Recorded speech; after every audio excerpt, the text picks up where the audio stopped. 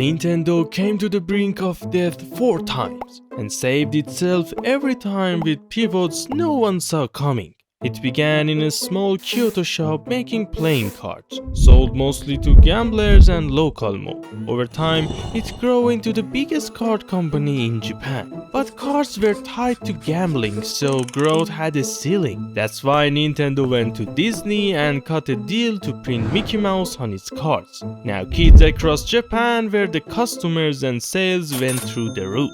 But the market vanished after the 1964 Olympics. Nintendo's stocks lost over 90% of its value. The boss panicked and threw money at anything. A taxi company, instant rice, even love hotels. Everyone flopped, and Nintendo was weeks from the end. Then a repairman who should have been fired for goofing off saved them. Yokoi had built a silly toy to kill time. The boss bet they could sell it, and it worked.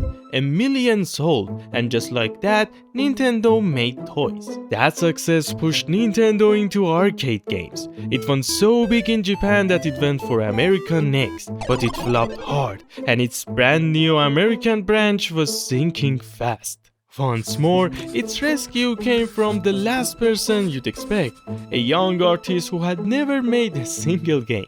He created something the world would never forget, Donkey Kong and Mario. Riding that win, Nintendo built a home console and brought it to America, into a market that had just crashed, where no store would stock a video game. So it disguised the thing as a toy, a machine that looked like a VCR, with a little robot bundled in. The one product nobody would sell revived the whole industry. For 20 years after, Nintendo could barely miss. Consoles like the Game Boy and Wii, games like Zelda and Pokemon, become one of the most beloved names on earth. Then that comfort almost killed it. The Wii U confused everyone and became its worst-selling console in decades. Nintendo lost money for first time in 30 years, and everyone said Nintendo was done. It should ditch consoles and just make phone games. So instead, Nintendo did the Nintendo thing. It bet everything on one strange idea. A console you could rip off the TV and carry in your bag.